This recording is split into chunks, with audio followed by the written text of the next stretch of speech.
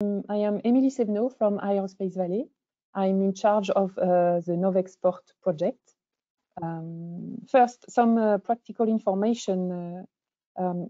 Your microphones are switched off, so you can ask your questions throughout the presentation by using the question interface.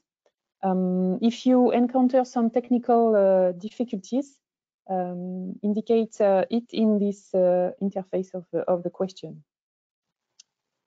Before Michel Siguier gives his presentation, I will quickly introduce you the Novexport project, in which this webinar is a part of. So Novexport is an European project funded by the Interreg SUDOE program and the European Regional Development Fund. It is composed of 7 partners from Spain, Portugal, and France.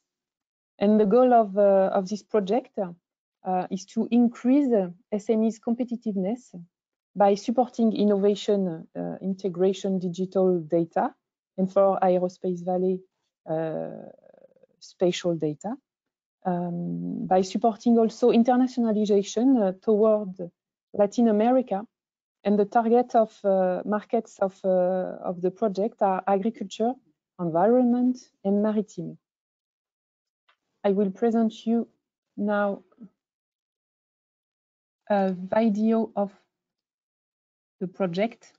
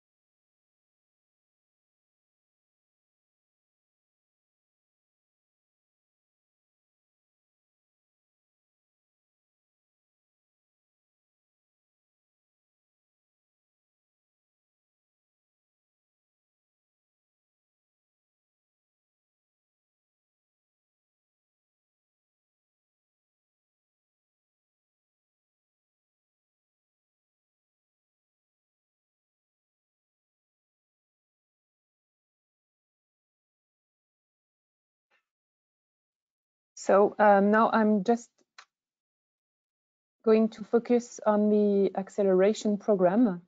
All the SME of the SUDOE region can apply to the call for the acceleration program. It is a 3-month program that will be carried out in the 6 local hubs. So if you're interested, there is still time to register. And you will find all the information on the website of the project. But the main goals of the acceleration program is to help you to access to rapid prototyping strategies, to analyze the viability of a new product or innovation, to identify customers and potential partners, and many other issues about innovation. And we have 4-session training, a 4-day training program that will start in November. During this training, you will have some issue about user centricity, value proposition design, lean startup, and effective delivery. So if you need any support, or if you have any question about this acceleration program, you can have access to all the data in the website, and you can also contact all the partners that are in charge of the local hub.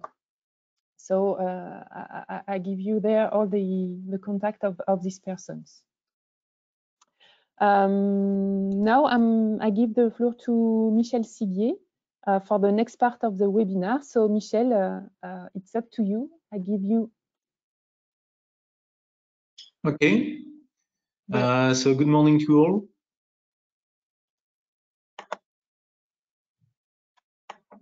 It's okay. You can. I think that. Okay. Yes, we can see your screen. Everybody see my screen. It's okay. Ça marche, Emily? Oui. Okay. Good. So just a short introduction. I say good morning to all. I've just been retired from Airbus Defence and Space, where I've worked for almost 40 years, and I've been project manager for 3 or 4 projects, including Meteosat, Spot 5, Spot 6 and 7, and also a system of Earth observation for Algeria called ALSAT 2. Just a word about what means space data. It's in fact a generic word which encompasses all space data, including scientific, telecoms, navigation, meteorology, and Earth observation. For this webinar, I will focus only on the Earth observation data. Let's go. Content of the presentation, what is observing the Earth, what are the key parameters of satellites and systems, and then some charts about applications and services. A bit of history. In fact, observing the Earth has been a key preoccupation for the world, starting 2 centuries ago with balloons, then airplanes, and lastly satellites, for which the first artificial satellite has been launched in 1907. And very quickly, it appeared that satellites offer outstanding properties for observing the Earth. First, very good repeatability, because it depends on the laws of the nature, not of the meteorology. Then large coverage, no boundary constraint, because when the satellites are flying at 100 or 700 kilometers, there is no boundary, obviously. All weather conditions, imaging, and all of that at an affordable price, taking into account mission lifetime. Just a word, for instance, the satellites have a lifetime of at least 10 years and may reach 15 years. When you divide the overall cost by the number of years, it appears that it's the most cost-effective solution. So they are becoming the reference today. Quite recently, drones have been developed also and offer a solution which is complementary to satellites because they allow to have better performances in terms of resolution. We'll come back on that. Just also a word about the spreading of Earth observation in the world. About 25 years ago, there were only 8 countries in the world which were able to deliver or to possess Earth observation satellites. Now there are more than 25, and each year there are new comers in this market. So it's really a true market, which is worldwide. So what are the advantages of space? As I say, the large global coverage. With a satellite, you may cover all the world. The repeatability is very good. Possibility of access everywhere and in all weather conditions. And limited vulnerability at the time being. It offers also something which is remarkable, which is the change detection. And I will come back on that. And the observation may be possible at various wavelengths in order to respond to multiple usages. For instance, for agriculture, it may be useful to observe the Earth in the green wavelengths in order to monitor the cultures. Okay. What are the principles of a satellite? It's an Earth observation satellite detect from space the sunlight which is reflected by the Earth on the area of interest. You have a sketch showing how it works. The optimum imaging conditions appear when the zenithal angle remains below 70 degrees, and the local time shall remain constant to allow image comparison and change detection. What does it mean, local time? It means the time where a satellite goes above a certain area in the Earth. For instance, for the Spot family, it has been chosen more than 30 years ago that they will fly over Toulouse.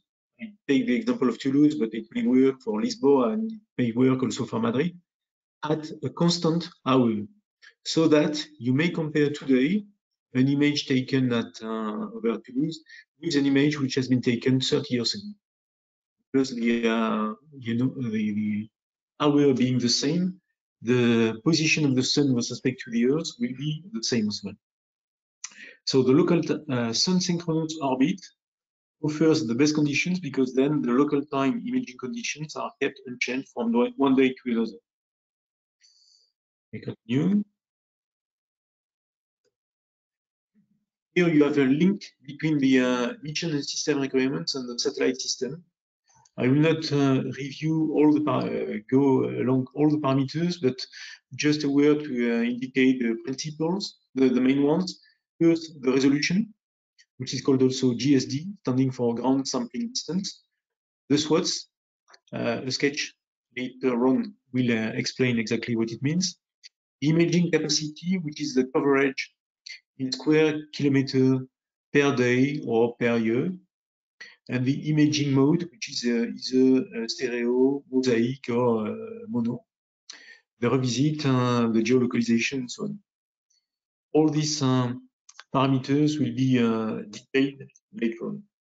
And you see the link between the mission requirements, which are linked to the users, the final users, and the satellite system definition. First parameter to be selected is the orbit. So to be able to see the Earth, the satellites are flying on trajectories which are ranging from 500 kilometers to 900 kilometers above the Earth's surface.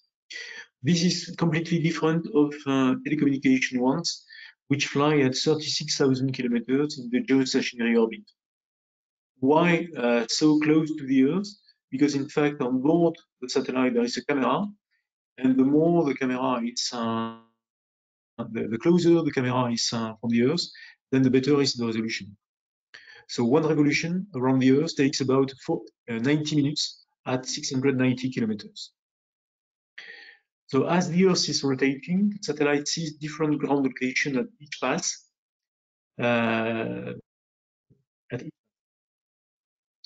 The optimal observing conditions are at constant sun illumination. This occurs with sun synchronous orbits.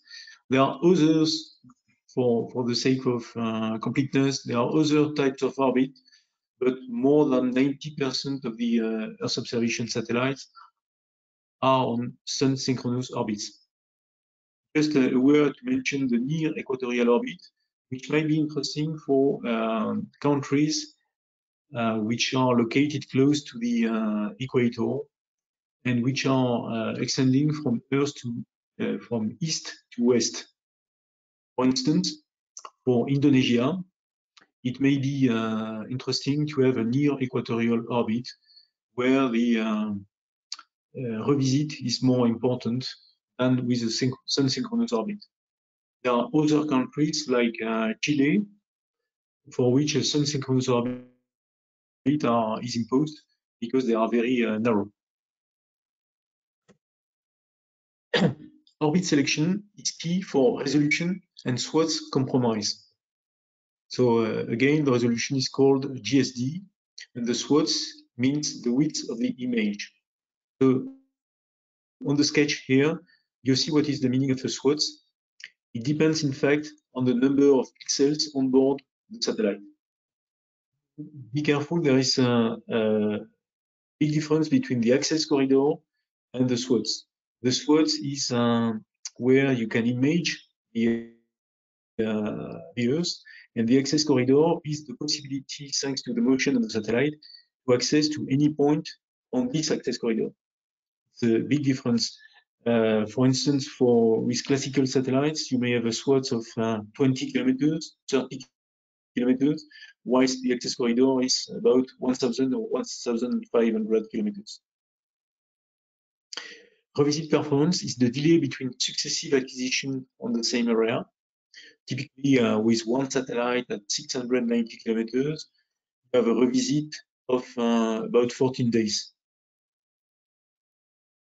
In usual figures, the SSO is, as I said, 500 to 800 kilometers. The SWOT is ranging from 20 to 80 kilometers. The access corridor is about 1,000. Orbits for observing the Earth, as I said, most of the satellites are flying on the SSO. The future might be, no, not the future, but there is a possibility to have one day a geostationary satellite observing the Earth, but flying at 30,000 kilometers will obviously reduce the GSD. Okay, this is showing the success orbits on the sun-synchronous orbit. The second key parameter after the orbit is the resolution. So the flying on low orbits allows the satellites to see the Earth with a high precision, which is called the resolution. Today we are reaching up to 35 centimeters. 35. But selecting the ground resolution is not so simple. It depends on the applications, what the user wants to do with satellites. For instance, for defense applications, it's very important to have a big, high resolution. Whilst for agriculture, it may be useful to have a lower, higher resolution, typically 2 or 3 meters. The budget also is determinant. The better the resolution is, the more costly it is. The coverage, the better the resolution, the smallest the SWOT width is. And lastly, governmental authorization. It's not possible to export any resolution. There are constraints which are imposed by the various governments. So which resolution for which application? Example of acquisition over London and Paris. This is the orbit. With spot 6-7, you have 60 by 60 kilometers north-south. So this is the area you see. With Pléiades, which is only 20 over 20, north-south as well, you have only 9th of the spot 6 images. This is what you see with spot 6. With 1,600 pixels, you have a SWOT of 2.4 kilometers. The same image taken by Pléiades. with the same number of pixels, you have 800 meters. So the ideal balance is coverage versus resolution. Obviously, it's better to have two satellites, but not always possible.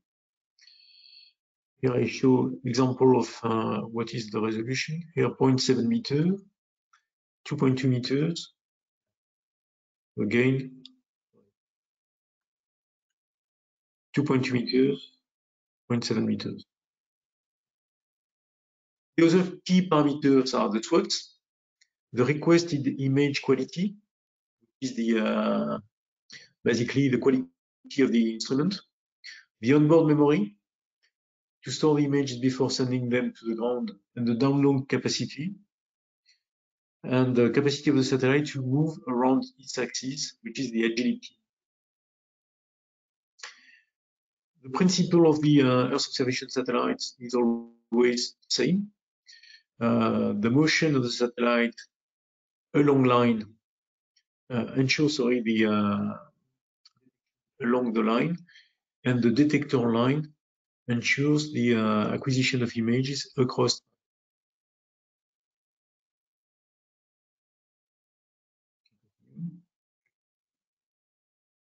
Okay, sun synchronous orbit I mentioned already. An important parameter as well is the MTF. It's the image quality, overall image quality, which is a function of the modulation transfer function and the signal to noise ratio.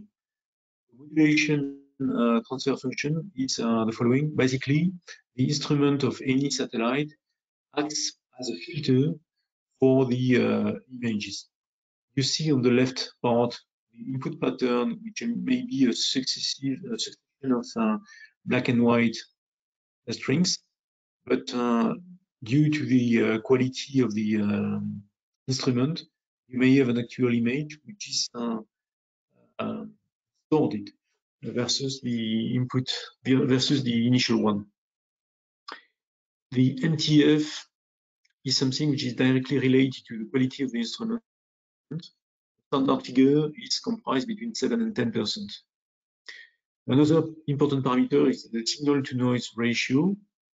The noise is due to the instrument, and the signal is obviously due to the image collected by the detector. The typical figure is 90 to 100.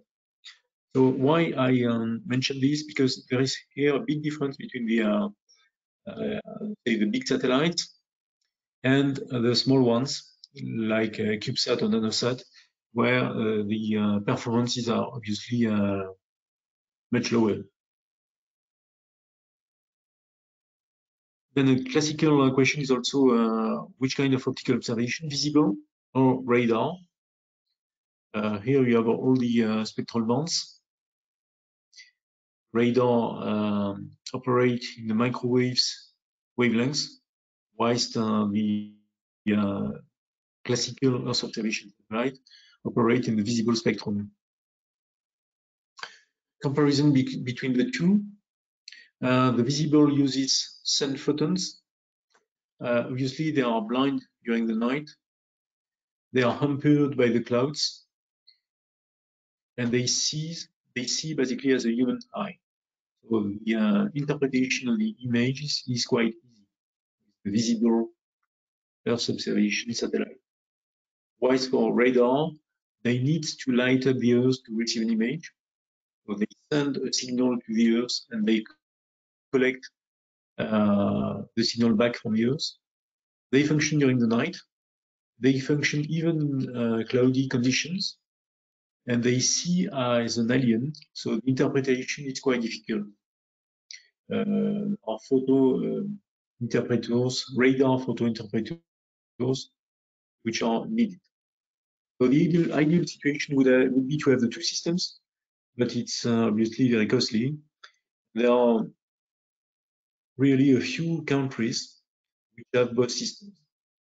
So for instance, for France, and I think it's the same for Spain and also Portugal, there are agreements which are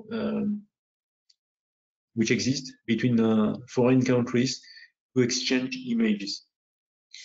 France being, I would say, expert in the optical systems, and Germany being expert on the radar ones. What we observe is that statistically, more than 90% of the newcomers select an optical system because it's less expensive and also much more easy to use. Here a comparison between the two.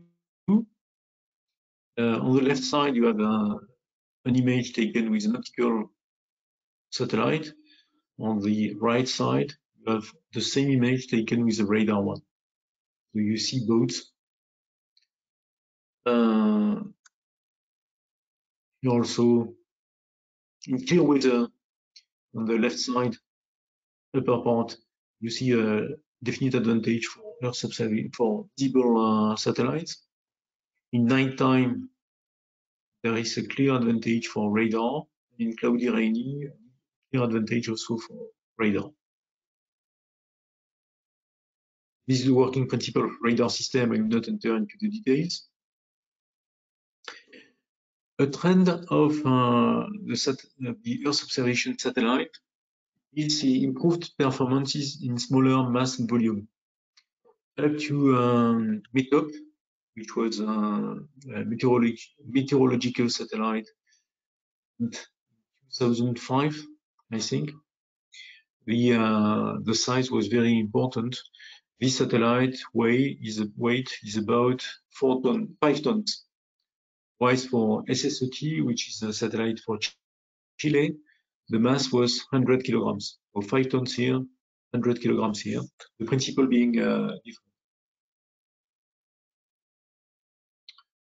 So what is a typical optical Earth observation system? It includes the camera and the camera itself being exposed to severe constraints.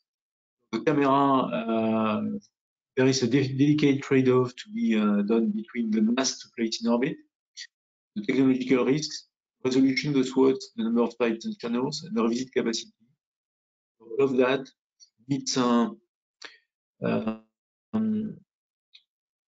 interaction between the customer and the prime contractor in order to define precisely what is the best solution for the needs which have been identified. But camera is not the only thing to design, obviously. The camera is exposed to severe constraints, mechanical vibration during the launch, depressurization and then vacuum, in thermal environment. On a few meters, you have the temperatures which are of minus 150 degrees to more than 100 degrees. And radiative environment, particles, heavy ions, and so on. When we talk of an Earth observation system, what does it mean? It means the space system, the space segment, sorry, including the satellite itself, the ground station, which are in 2 bands, S and X, which are interconnected to the satellite, the launcher, obviously, and then what we call the ground segment, including the control ground segment and the payload data system.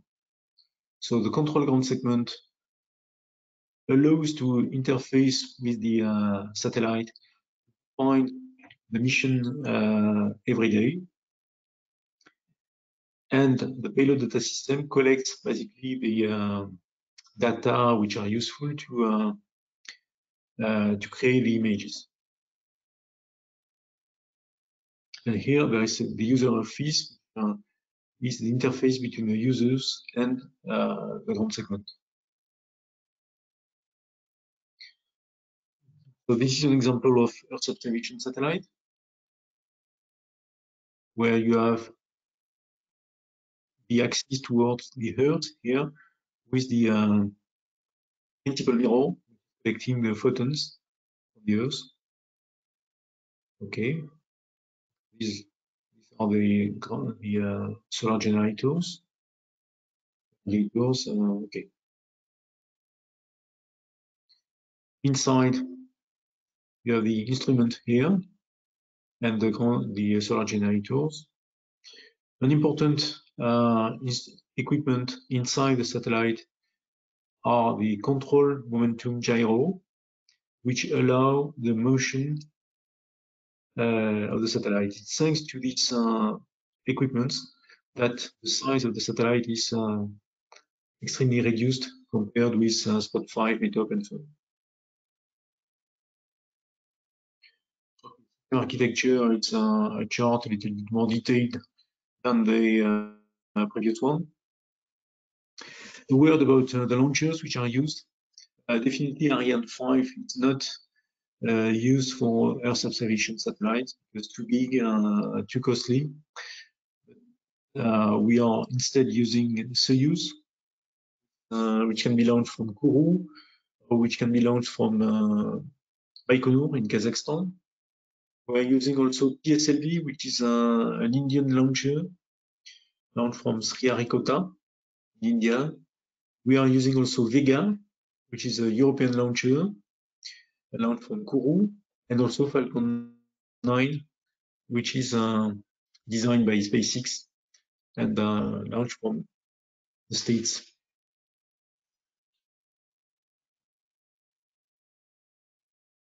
The space systems are several types depending on the application.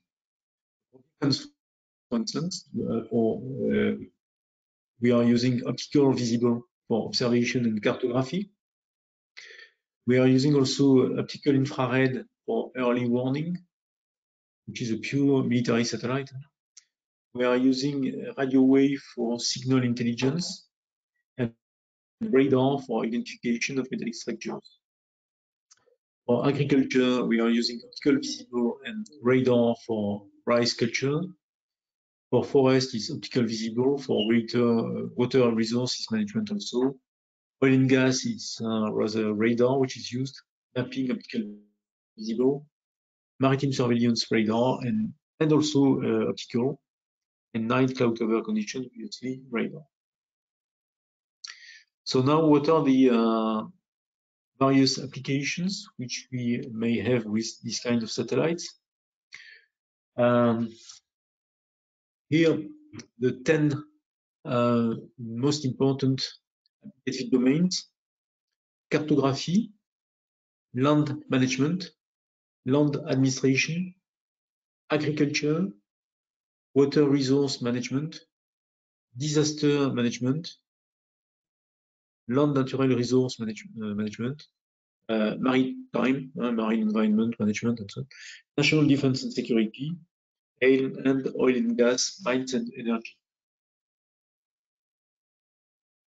Topography, cartography.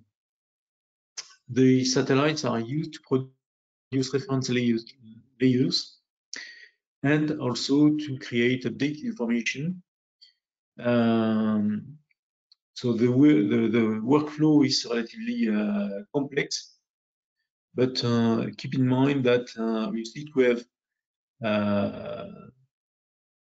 maps with good resolution, you need satellite also with very high resolution. The point which is interesting is that you may update the maps every year or every 2 years with satellite, which is not possible with other means. Land management. It allows to produce land cover, land use maps, and change maps. And it may be useful for newcomers. This is an application which is generally promoted by the newcomers. Land administration. Also, a lot of countries where the land is not correctly administrated at the moment. Satellite, this becomes possible. Agriculture management. This is probably the application which is the most developed at the moment. There are a lot of applications existing on that with sometimes a pure industrial approach. For instance, the word FarmStar is indicated here. It's something which is working very well in France, where there are more than 1,000 to 2,000 customers for this application. Water resource management. something which is being developed also in several countries, which is used in France and I guess also in other countries in Europe. Disaster management, I would say unfortunately this is used quite frequently. Images from taken by satellites have been used to monitor or to help the rescue for the crisis which occurred 1 month ago in the north of Nice in France. Non-natural resource management used mainly in South America, so it may be interesting to develop these applications for your customers in South America. National defense and security, very difficult to export this application for obvious reasons. Okay, this is an example of what is done. Here, that even from 700 kilometers, you see boats on the Istanbul. It's an application which has been developed by Airbus and which allows to monitor change detection, border surveillance, images which have been used to monitor the Crimean crisis. Okay, I will not enter into the detail because I would like to allow you to ask some questions.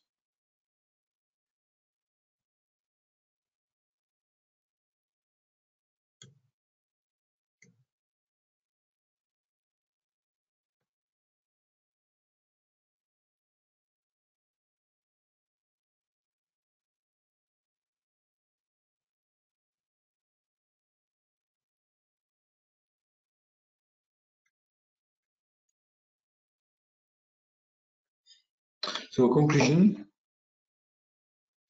So for the optical systems which are placed on low orbits, the market trend goes towards the continuous improvement of their key performances, mainly their resolution. But honestly, we are close to the end because getting a resolution better than 35 centimeters is extremely difficult. So what is improved is the image size and the acquisition capacity. And this is still achievable thanks to the last technology evolution, which is an instrument in silicon carbide and CMG. CMG meaning control momentum gyro. What is very important is the minimization of the access time to information and the constellation satellites, which offer permanent coverage of the Earth, may be an interesting solution. So probably one of the possible futures.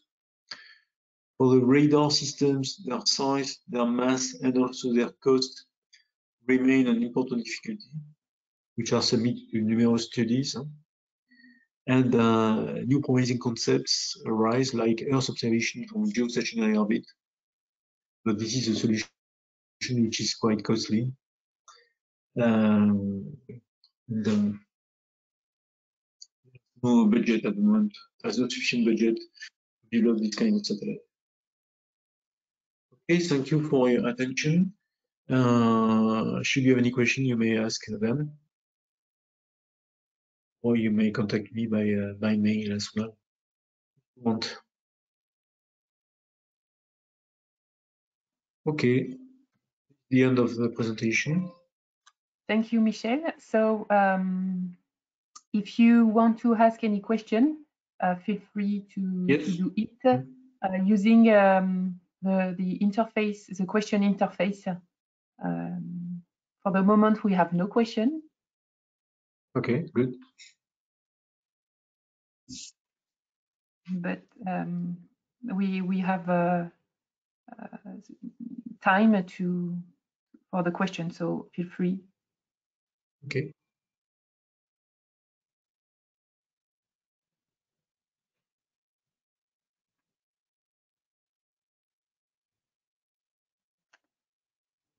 No. So no question really. I don't know if this interface is really working, because we usually have a question. No problem.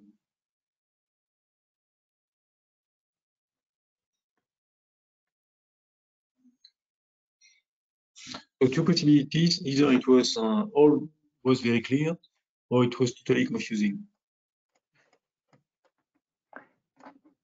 No, I have question, but I have some trouble with my. The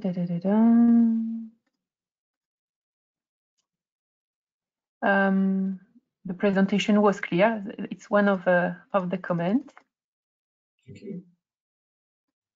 Is it possible to have information about new space?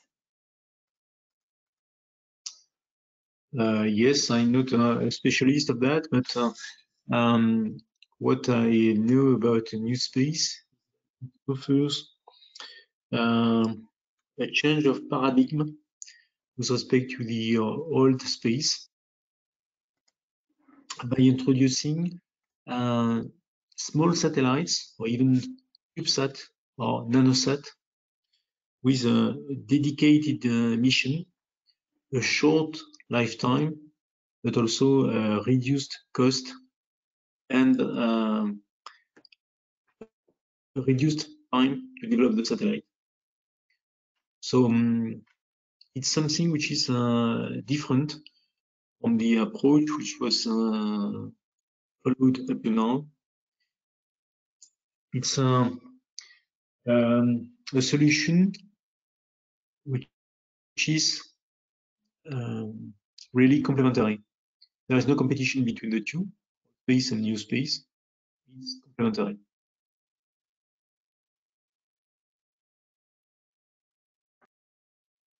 Okay, I have a question. What do you think about the use of intelligence?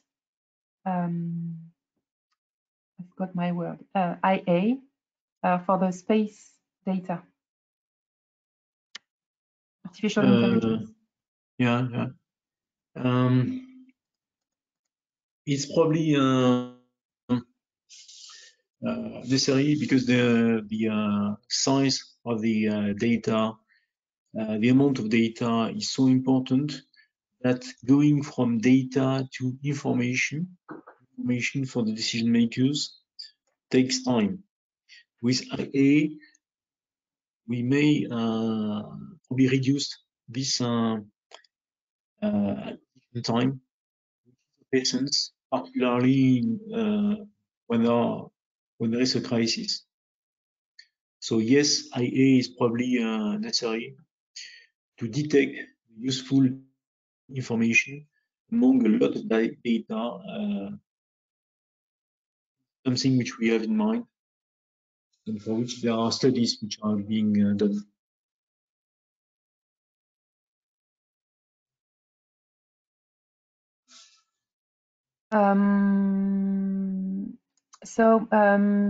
Can we have some information about the range of costs of these images? Earth observation, radar versus optic. The range of what? Of cost. Of cost? Yes. I don't know what are the last ones, but we would invite you to have a discussion with the DIAS owners, for instance. When I was working with SpotImage, the square kilometer was 10 times higher for radar than with Earth observation satellite, visible Earth observation, about 10 times. And secondly, the price of the image is dependent on the resolution. Pléiades 1, for instance, with a higher resolution, was about 2 or 3 times higher than the Spot 6.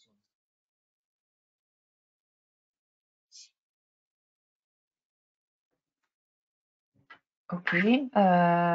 Next question. Do you believe satellite manufacturers will retain leadership in the development of artificial intelligence software to exploit imagery data, or startups such as EarthCube will play a significant role in the future? Apparently, yes. Maybe you have seen that EarthCube and Airbus have signed an agreement recently. They are totally complementary. Now, there is a difference between the manufacturer of satellites and the companies which are in charge of exploiting the images.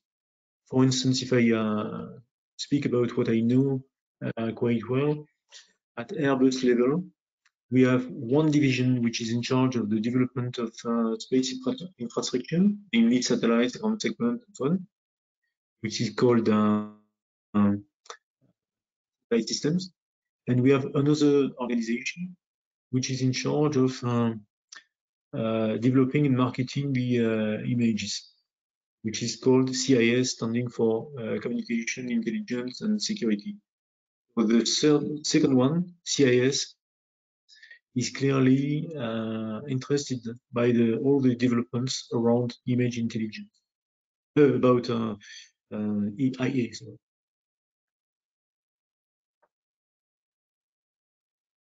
This is promising for the future, but I'm not a specialist of this. Okay, thank you. Another question. When will we get movie from space? What could we imagine as duration, resolution, depending of the orbit? LEO, MEO, GEO? It's a good question. So for video, already possible, but with only a few seconds video. Clearly speaking, it will be developed on the low Earth observation satellites at 600-700 kilometers from the Earth, because it's already very complex to develop a satellite which is placed on geostationary orbit. So it seems to me that at the beginning it will be only images which will be taken. Now, considering the improvement of that, it will depend on the size of the satellite and the size of the onboard memory. This is the bottleneck at the moment. Onboard memory plus downlink capacity in X-band. Don't know what will be reached in the future. Clearly, where the bottleneck is. So it will improve when the components will improve. The electronic components will improve. Okay, and sorry. Okay, go on. And the last question for the moment. The images obtained are blurred, usually. What are the chances that the refined image is wrong? Say it again, sorry. The image obtained are usually blurred. What are the chances that the refined image is wrong? Not possible. Not possible if the image processing, once the image processing has been validated. In fact, the function transfer from the raw data to the last image is validated with certain images which are known a priori. And once this is validated, there is no possibility to create wrong images. Now, with is the image providers, which are well known, obviously. Now they may be wrong if intentionally, okay, but this is not the image which are delivered by Thales Alenia Space or Airbus or large manufacturers like that. I don't know if I got exactly your question. Okay. Maybe the person who asked the question can tell us if it's clear now. Mm-hmm. And we have another question. What is the typical use percentage of the payload downlink? Can an EO satellite use the remaining BW for other purpose? Example, SATCOM relay for LEO CubeSat. Wow, it's a very good question, technical one.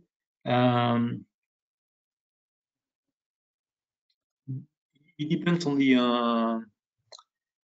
the satellite. If we take something like the SPOT family, the downlink capacity used for transmitting the images is almost 100%, because there are so many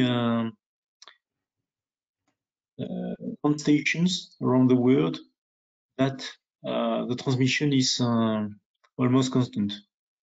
For other satellites which belong to a country, generally there is a downlink which is operated only when the satellite is flying over this ground station. Maybe 6, 7, 10% this time. So it's always possible to retransmit other data, but it needs then infrastructure on ground. It needs also a relay on board the satellite, which is quite complex and a little bit costly, but it's theoretically possible.